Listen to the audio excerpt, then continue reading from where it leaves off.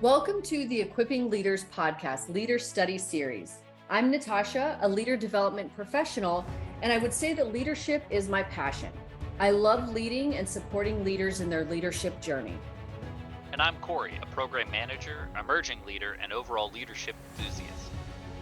In this Leader Study Series, we're going through the 7 episodes of the 2011 sci-fi show Terra Nova. For each episode, we will deconstruct the leaders and decisions of the characters on the show. Leadership is demonstrated in many different ways, and we're looking forward to talking about the actions, responses, and opportunities to show up as a leader. Terra Nova aired in 2011, so there will be spoilers in these episodes. Throughout the episodes, we'll talk about emotional intelligence, difficult conversations, building and maintaining trust, and more. Let's jump in. Okay, so we are in episode 2 of Terra Nova, and just kind of overarching, they have this reptile that is basically bothering, also physically attacking the members of the colony. But what I liked was that when we first open the scene back at the colony, we have Lieutenant Washington, who we've only seen her a little bit in the first episode, but we're starting to see her more, and she's teaching survival skills to the kids and to the new people for the colony. And so what I really loved about that was, I think there's this aspect of being a leader in your community, finding different ways to support what the people within your in-groups need. And I think that was just such a cool way to kind of start off the episode, but also show that we need different kinds of leadership in all these different positions. It can't just be all Commander Taylor. Yeah, no, I think it was great too, because one of the other things was, I think Commander Taylor with her, identified her as like another good leader, and you can sort of tell that he understands he can just give tasks, or he can have goals that aren't maybe necessarily explicitly stated, but that she understands the larger goal overall to know what's required to make that successful, and that integration of new team members, that's part of that. So yeah, that was a big thing that stuck out to me as well.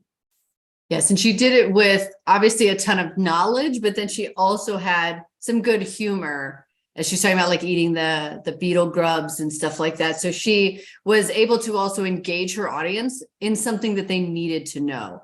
And I think that's another thing that some people, and then also I think some people, the more they progress in leadership, they mistake a captive audience, as in those people are their captives, not as in they're captivated, for a captivated audience, right? And they're like, oh, well, they're here. And you're like, yeah, you're the most senior ranking person, and you told us we had to be. So, but I think that ability to engage your audience is just a really great communication skill, and something that all different types of leaders can do. And I thought she did it in a really cool way. She was doing something that was pretty hands-on, but at the same time, that's how you start, right? And then you figure out how to apply that to other pieces.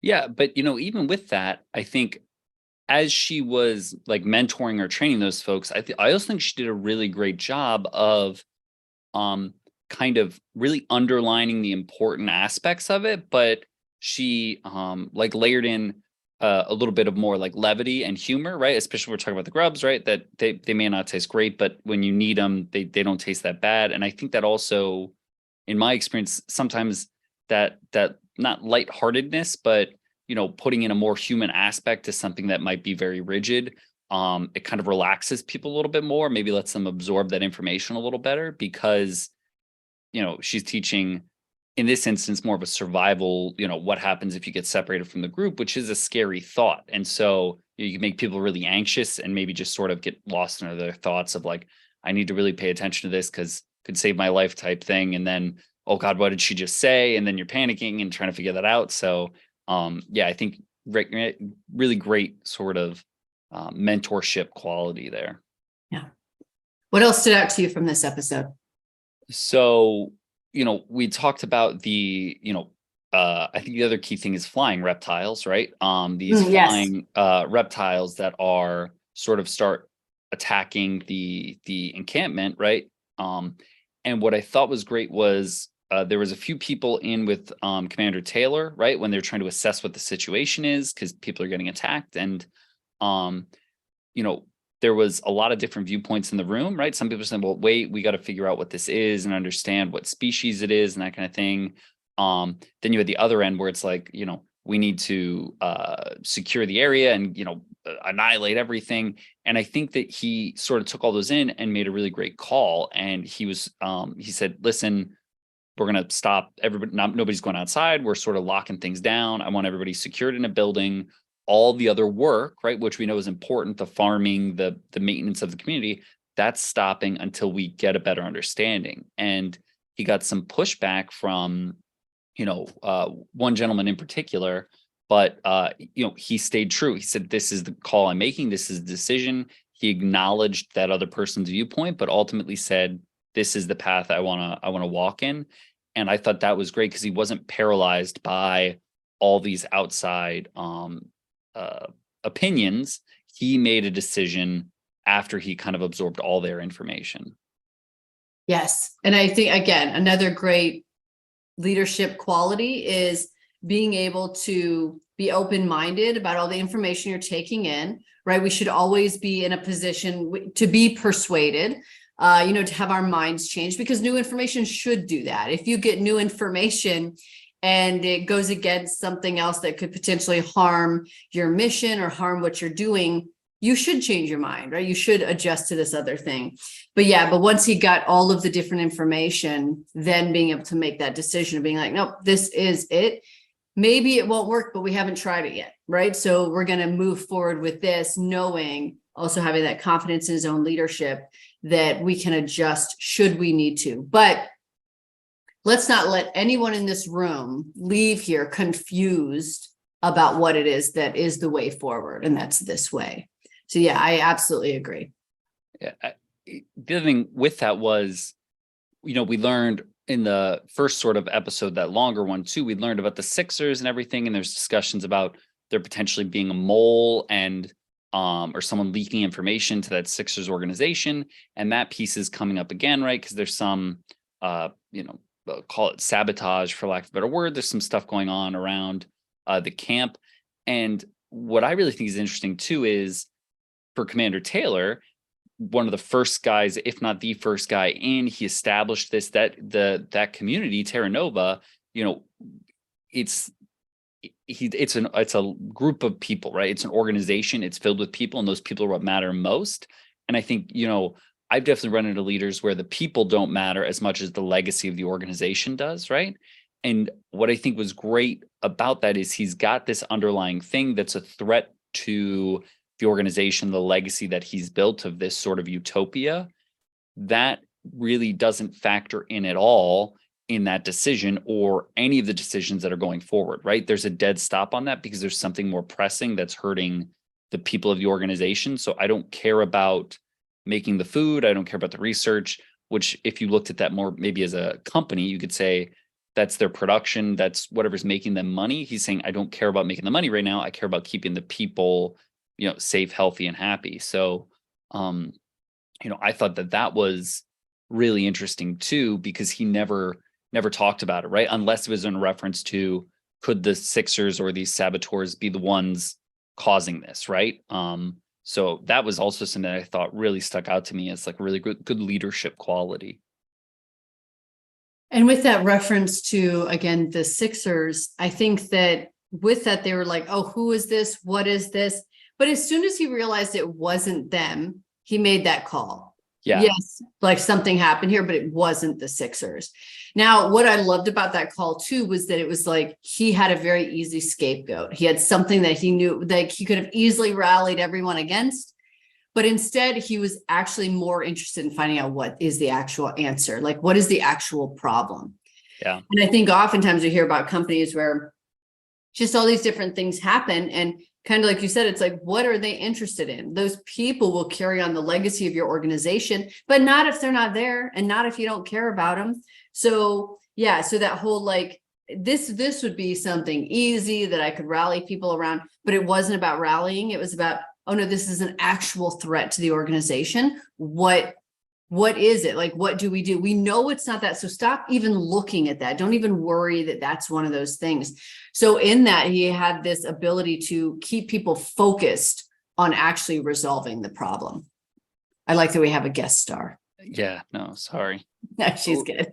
Go pick a different show. Yeah, I was also thinking about with the, one of the things that popped in my head was sort of with COVID and like the essential workers and that frontline worker piece. Mhm. And there was people, when it comes to, I'm a very brand loyal person myself. And I like the place I like, fast food restaurants or laundry detergents, you name it. I have a steep loyalty to the brand. And what I think I found so interesting was, obviously a lot of advertisements, that marketing and social media, it's a show, right? The company is selling a brand. And when COVID first happened and before, things like that, the federal funding, like the payroll protection or any of those sort of things came into play, you really saw the true colors of a lot of organizations, right? There were, fast food restaurants and stuff where they had no money. They were telling people you had to go to work and work for free because you're a frontline hero and you're essential personnel. And then you had other organizations where they're like, go home, we're going to pay you until the money runs out. You know what I mean? And trying to figure everything out and scrunching every dollar and taking profit and dumping it into payroll. You saw, and then you also, heard stories about companies that were taking advantage of those federal services and, paying their people, maybe nothing, but still taking that money out. So it was like, it's amazing how like those stressful sort of situations really you figure out who people or who organizations really are. So 100%. yeah. And so what I also thought was amazing was, Joe Smith's plumbing, right? Where it's one guy running it. Okay. Maybe you could have one guy that's not the best, but when you're talking about some of these major, publicly traded with boards of directors and multiple levels of leadership and supposed checks and balances, when they're given the okay to do that kind of thing, that was what was really a huge eye opener for me about, we talk about good leadership and what that looks like. It got to go a little bit deeper than that surface level to find that too. Yeah, no, absolutely. Yeah. And I do appreciate that you brought up the COVID piece there too, because oftentimes people are like, oh, well, we've never had to shift or have this big emergency thing.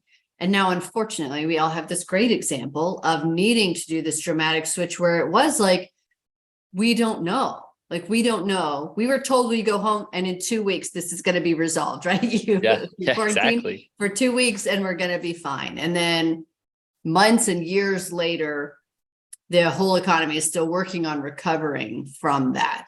And so, so it's this thing where, we have this great example of, no, you can make hard decisions. Like you can make hard decisions. And like you said, we saw some companies who did that very well. But I think the other thing too, is it's not just like, of course you treat your people well, that's like just human beingness 101, right? Of course you treat other people well. But I think there's also this intelligence that comes with treating people well. And that's that it's like, if I lose them, then if this goes away or when this picks back up, I'm going to have to spend a ton of money rehiring people like that. They may not come back. I can't ask them to just sit and wait. I can ask, but I'm a jerk for doing that.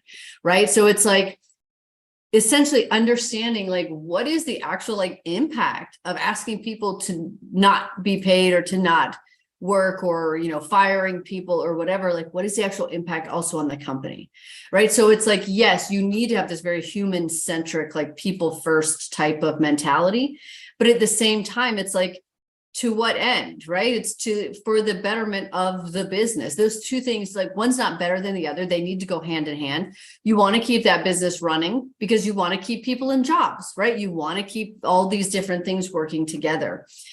So I think that, COVID was very telling in a lot of those different ways. And then we even see it now, right? Where the economy is allegedly at some point going to crash. There's going to be all these different things. And so people are bracing for whatever that impact is, maybe or maybe not, thinking about like what's on the other side of that. Yeah, so true. One of the other, on that same different point, but that also really stuck out to me was as they within Terra Nova, as they were like, hey, everybody stay inside, as they laxed those rules up, right? Because at first it seemed like it was only maybe happening at night, or that there were times associated, so they sort of let people move around a little bit more freely than this, right?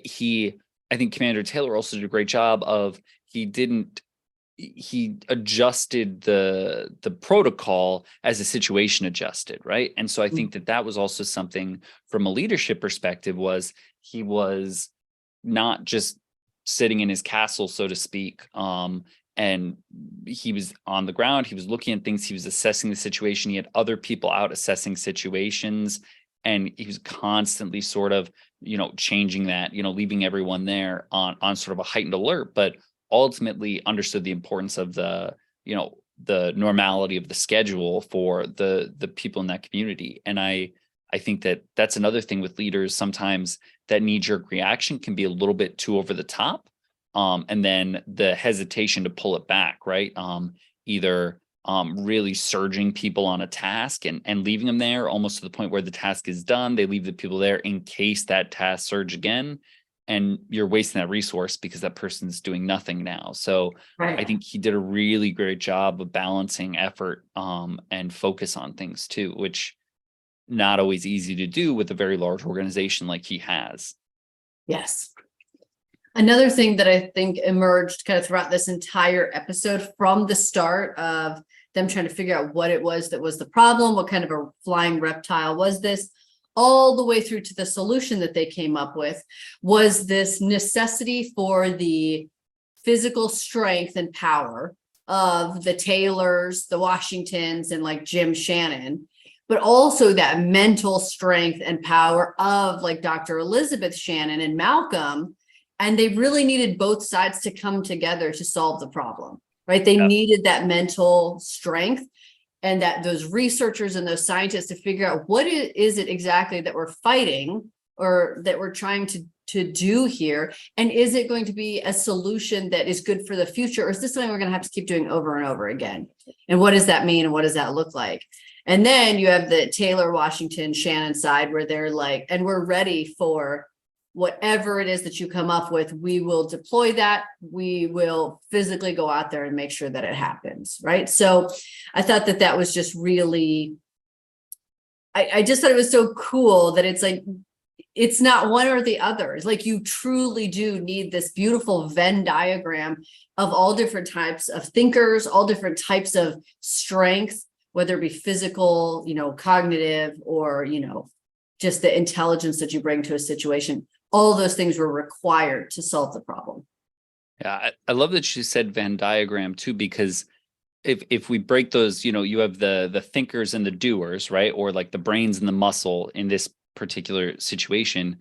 In my mind, the overlap in that Venn diagram is trust, right? It's trust that in this case, the scientists were going to be able to determine, I don't know if it was a pheromone component. I'm not sure if they actually said what it was, right? Because it turns out, Terra Nova was built on this flying pterodactyl, whatever its dinosaur name is, their breeding ground, which is why it wasn't an issue before, because their maturity cycle or something like that, right? Easily television explained away. But I thought it was great because when the scientist group, that thought they cracked it and were celebrating, Commander Taylor was like, "Are you sure?" They said yes. There's no prove it to me. There was no, we need to run a test. It was, I trust you and your capability. And ultimately those scientists trusted that Commander Taylor and Jim were going to have the strength and the physical capability to get that away from Terra Nova and rehome where the flying dinosaur reptile things lived. So that was, that trust piece, I think, was really big and stuck out to me. Yeah, absolutely. And I did love too, there's a part where they're about to go deploy that pheromone to a new place so that they would have a new like breeding ground. And so they were literally just like standing there. And then as soon as Dr. Shannon was like, go, boom, like there was no other question. So you're right, that trust of like we're ready to go and we're waiting. And as soon as you say go, we'll go. But we're also trusting that you're going to tell us the moment that we can go. And then you trust us to go and deploy it. So yeah, I like that you mentioned that. Yeah. And that overlapping piece of that Venn diagram is always trust. Yeah, it's I think it's something that you said a while ago to me. It might have been in like the Z Nation podcast or something, but we talked about how, you know, people like say you have to earn my trust versus, you know, you just sort of as a human, you just trust people, right? And it's like they sort of, people don't gain trust, they lose trust and then kind of gain it back in a way. And I think that with Commander Taylor, when you look at you know, Jim and you look at Elizabeth, and like they're new to the organization. Also, they came under not super trustworthy circumstances, right? They had a stowaway third child. He was a wanted criminal. You know, they sort of broke through and jumped through the portal. So what I think is really great is, and Commander Taylor sort of mentions it in the first episode, right? He started everyone off clean slate, right? I have no reason not to trust you or believe you. And he carried forward with that. And I think that that's also the mark of, like, in my opinion, like a really good or really experienced leader, because they're not taking those preconceived notions, or they're not putting other circumstances or situations on new people where, you know, somebody else might have been disloyal or that makes it sound like it's a cult, but maybe not been honest or, you know, trustworthy to get the job done. And sometimes leaders go in, and I experience that a lot. I hate to talk about the military, gross, but thank you for your service. But with the you know, military leaders especially, it's always like, oh, you got to earn my trust and blah blah blah. No, I you know, industry, I really haven't experienced that much at all. It's, you go in and you're hired to do a job and you're expected to do that, and nobody's going to question it. So I think that that's really cool too. I agree. Okay, so I have several thoughts there. So yeah, so I'll address the last thing first. So that piece of, I think that some people think that leadership is about how much I can control you. So I'm going to make these things punitive. But an adult, also probably a child, but let's just talk about adults in the workplace, should never be like, I'm going to get punished for my behavior. You're an adult. You're not going to get punished for your behavior. There are consequences to things. And I'm not saying replace punishment with consequences. This isn't like a word salad thing. But it's one of those things where it's like, even if we look at Terra Nova, those kids who snuck outside of the gate, were they punished? No. Were there consequences? Yeah. Now they have to clean latrines. That is a, you know, a consequence of their action. But I feel like there are certain organizations, and certainly like the military, which is a total institution, right? They want you to soldierize. They want you to be a part of this thing. So they try to bring down something where it's like, oh, I need to control, not this situation. I need to control you, so you do what I want in this situation. So I'm going to use these different measures. And I think that one of the things that then many people, even the more senior people in the military, may lack, that Commander Taylor does not lack, so I go take you back to Terra Nova, is that he's confident in his ability as a leader. So he can trust people. He doesn't need to punish. He doesn't need to control. He is confident in who he is as a leader and in his leadership abilities. And I think that a lot of times when people don't know how to hold other people accountable, or they don't know how to have difficult conversations, or whatever those things are, they don't have confidence in themselves. So it's a self-confidence issue, 100%. Even if it's like they try to present as such, but it's like, if you don't know how to be clear, and you don't know how to actually hold someone accountable to the very clear expectations that you set and that you continue to communicate, then you're not being a good leader, right? So I see people, they'll get really stressed out around these different things where they're like, oh, well, I have to have this difficult conversation and there's this and that. And it comes back to, did they know what you wanted them to do, right? There's this complete lack of clarity. So then you see these leaders who get so stressed. They're so stressed about these quote unquote difficult conversations, which is really just a conversation, because they don't have the confidence in their abilities, and they didn't have the confidence or even the tools at the time to set clear expectations. So that's why it's like, I I'm of course a big fan of Commander Taylor because of these different leadership qualities. And I think that he knows he can trust other people, and it's a reflection of how much he knows he can trust himself. He has confidence in these different things because he knows he can be confident in himself.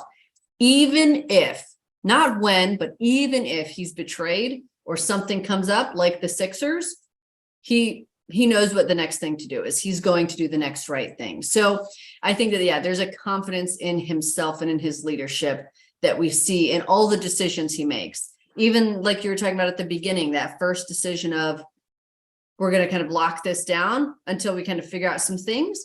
And then as they figured things out, I can release this control. I can release this control because I don't need it. Yeah. That was a tangent. Sorry. No, I think it was phenomenal because, on that, when we talk about that sort of shifting of, what level of security or, what's the threat and what's the appropriate response to that. I also really think that it was great when Commander Taylor and Jim, when they got back from releasing that pheromone hormone thing to move it, he said, this situation was dealt with, right? All of those, flying reptiles were gone. Everyone was safe. Commander Taylor, they just get back on base. He's, and the question is, what next, right? He's like, now what happens if they come back? And I don't necessarily know if he was looking for a specific or direct answer to that. Now it's a television show, so they wrapped it up in a clean package and had a very solid answer.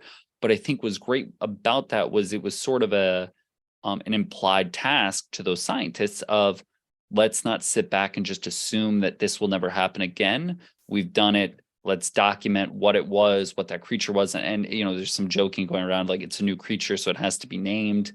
But that was, I think, something that was very key is we're going to understand what their mating, breeding, egg laying or whatever cycle is, research them so that way in the future we can be better prepared and, avoid this issue altogether. So it's sort of also that dealing with the danger or dealing with the task at hand, and then having the smarts to say, just because we fixed it doesn't mean it can never happen again.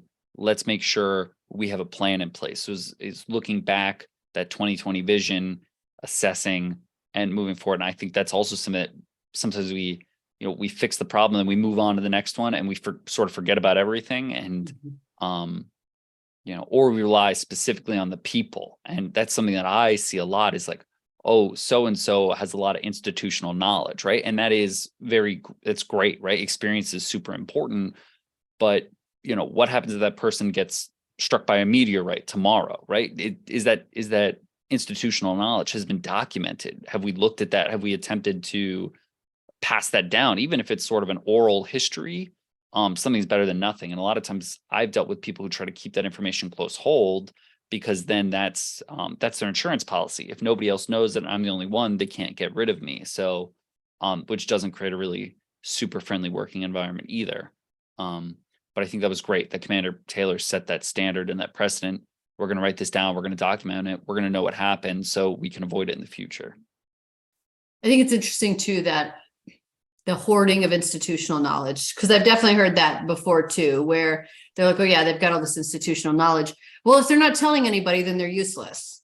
Then they just have a bunch of information that they're not telling anyone. So again, confidence, trust in other people, that it's like, yeah, I do have this. I can also walk us through what that experience was like. I can also put that down in a document so that anyone at any point can access it and not everybody has to come find me. That's wild. Again, it's just another like control mechanism. Yeah.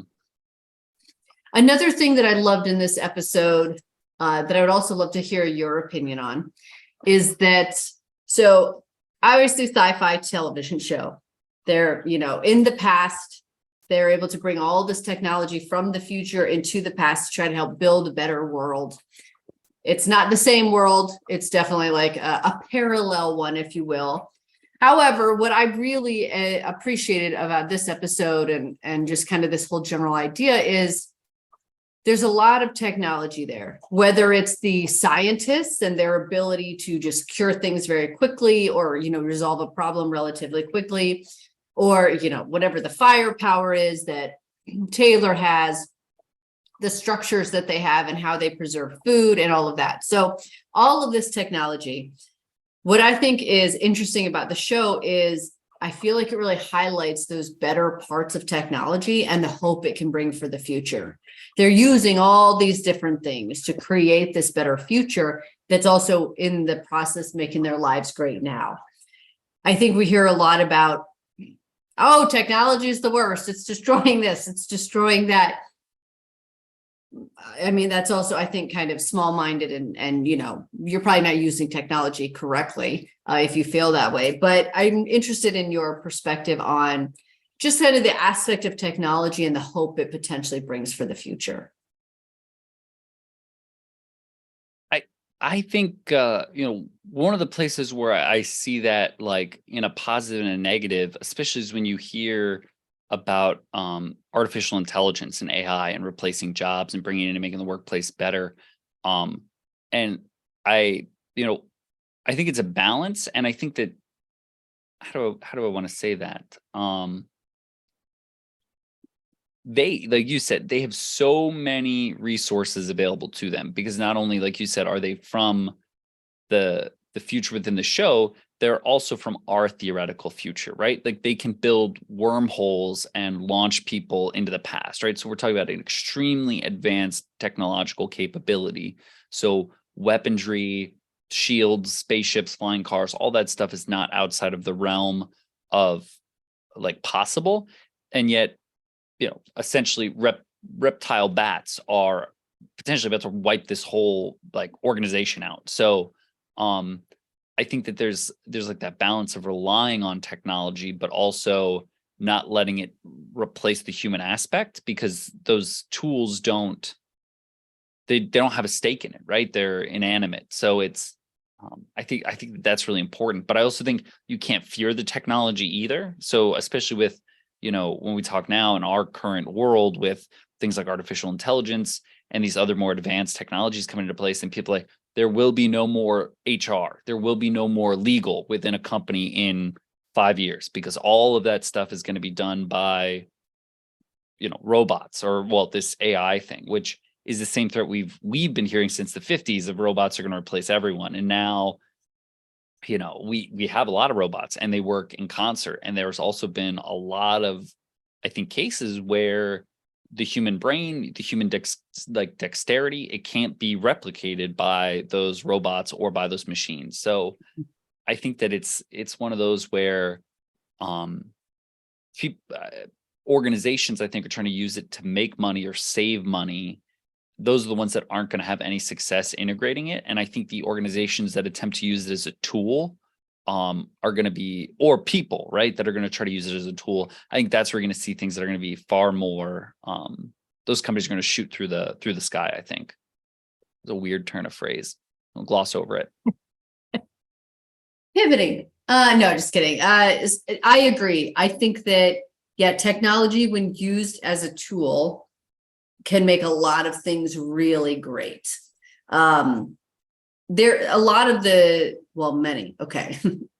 Not with like how people are currently talking. We can talk about the writer's strike in a minute, but like with things like just repetitive tasks, let a robot do that because we want to use the brain power of people to really be thinking about solutions or, filling gaps, creating new things for an organization. So I know that like with what do I know? So what do I know about the writer's strike? Very little, just what I've read from other people's threads on social media, another great tool for connecting. But this writer's strike, a lot of organizations, they want to, production companies, they want to use AI to create these scripts and replace writers. And then they want to try to bring in writers as like basically a consultant on this AI generated script. And writers are like, absolutely, that's wild. Absolutely not. Because AI cannot express like comedy in the same way. It can't express experience or that emotion in the same way. So when I also hear something like that, it's not that I think technology is evil, but like you said, you're not using it in the right way as a tool. If it can replace, I'm not saying we should replace executive assistants. That's not what I'm saying. But how easy is it for me to just send somebody the link to my calendar and let them pick out something for themselves? That's easy, right? Instead of trying to get a hold of like, an assistant that I have.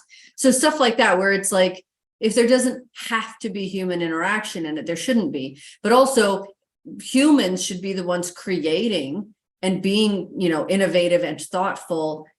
Machines shouldn't be painting while humans are then busy doing admin work, right? So I think there's also, like you said, that like, are you using it as a tool in tandem with, the other things that are going, and that's what they do in Terra Nova, right? Those doctors, those scientists are still needed to figure out and diagnose. And now they have these tools that have, that they're like, now we've created the solution for it and we can deploy it.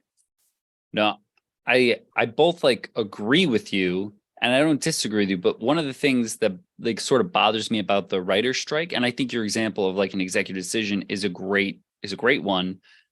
I think that the writers are, in my opinion, I'm also not in fear of losing my job to a computer program, so to speak, right now either. So also to all of my writer friends, I do not know that I agree with the following statement from Corey. So like, I do support them 100%.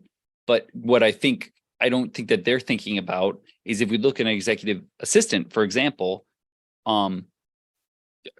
computers companies, be it Atari or Tandy or I can't think of all the brands right now, but like since the early 80s, computer companies have been building and making virtual assistants, right? Some of the first pocket-sized computers, some of the first technology besides a calculator was a calendar, and it was designed to eliminate that need of having an executive assistant or somebody doing the scheduling, and you had Rolodexes and phone books and all of this technology crammed into there. People don't necessarily want that, right? They still want that human interaction. And I think a great example of that is when we look at like Windows 11 now, you're talking about Microsoft, one of the biggest, if not the most in the business, right, have been around for a long time, billions and billions of dollars in research, billions of users. They shut down their virtual assistant Cortana, which ultimately used some AI capabilities that I could theoretically just talk to on my computer and have her do things for me, right? Like a virtual assistant. It died, right? We look at Apple and things like Siri and some of those other virtual assistants, they get zero traction because people still want that human interaction.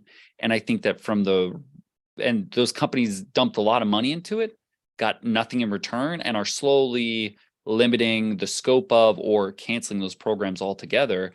And I think from the writer strike perspective too, those Hollywood companies were going to run into the same wall. The writers could have just said, yeah, cool, get a robot to write the script for you. Let's see how it goes. And I don't necessarily think those shows would have been wildly successful. So I think that I'm not saying they're wrong, right? I agree with them, but I also think that it's sort of what we were talking about is the people that attempt to use it to save money, I think are going to fail. And the people who attempt to use it as a tool are going to succeed. And so, I feel like if a television company would have used that to generate background scripts or, background peripheral, right? Like in video games, when you have ray tracing and things that create the shadows and the particles in the air for the dust, somebody still decided that there should be dust there or that sun should come through that window. Now, did they need someone to sit there and individually code each line to make that one spot brighter? No, they can use machine learning for that. And that's, you're amplifying the artistic abilities of a person. And I think that I've never written a script. That's a lie. I have a screenplay. I'll send it to you. But no, I really don't. I don't have the patience or the imagination. But I would assume you'd use it to fill in the back end, maybe, the odds and ends. So yeah, it's crazy. But it's also just, it's the new hotness, right? No different than the sort of cryptocurrency thing. That's where all the money was going. And now you really don't hear about it too much. So, or NFTs or any of that new technology. So I think what sticks, but most of the time it's things where the human still has to interact with it, like an iPhone or something. Okay. Yeah, I think that if it's a creative task, it does not need to be done by a computer. I Yeah. think that, yeah, it's even if it's like a peripheral or anything like that, those kind of details come from a person's experience of being like, this is what makes the robustness of this interaction, right? So, but yeah, but I mean, I know there are like, yeah, the virtual assistant piece, you know, some are more successful than others. Some people do still want to talk to a person, but I think we're finding that many people don't. Many people actually don't make me talk to a person for the love. Like, yeah, I swear. So yeah, but I think that it just goes to the world that we're living in, but adjusting for all different types, right? It's, and also for all different accessibility levels. So if I am a person who, you know, is not able to see, I'm going to need some different types of support. I'm going to probably, you know, be more likely to want to talk to a person there. So what I appreciate about what you highlighted there too, is just that just in the time that we live in, I think we're also more aware of accessibility and diversity that comes with these different things. And technology is something that can 100% help us get to that, so that everybody feels like they have a more equitable experience with getting access to the same things. Yeah, no, I think I don't think I stated that well enough. I think the option for both should always exist, right? Or for all things, right? I don't think that something should go away in favor of something new. But also, like you said, if it opens up for more people to be able to do or access information or things, absolutely it's worth spending the time and energy to get into. But yeah, from a creative process, should probably stick with people. But you know, I also don't think I've seen any movies or television shows that have just been created by artificial intelligence either. So, you know, we're fearing something that hasn't even happened yet, and that's what I think is a little weird. You know what I mean? In my opinion. Do you have any other takeaways from the show, or from this episode, I should say? No, that was really it. The only other one I think was when Jim's family, right, when they go out to launch the pheromone thing, and the flying reptiles are sort of attacking. I thought it was an interesting little snapshot into team dynamics, like small team dynamics, because there was sort of this, everyone divided up, make sure all the windows were shut, everything like that. And then they heard some rustling in one of the air vents. And it's kind of like, you know, what is that noise? What is that? And then you saw some of the group, right, trying to go find a different place. Then you saw some others that were going to investigate, you know, covering down on the other guy. So I thought that was sort of an unspoken, they meshed well. They understood what the goal was, right? Make sure that the house is safe from dinosaurs. And I thought that they worked really effectively there, but that was about it. It was just, again, Commander Taylor's big thing, stay safe, keep everybody safe. That's the priority. Nobody's worried about anything else. They were just worried about staying safe. So I thought that was, again, they got a clear goal and were able to operate with that even in a different situation because they had a well-defined larger goal.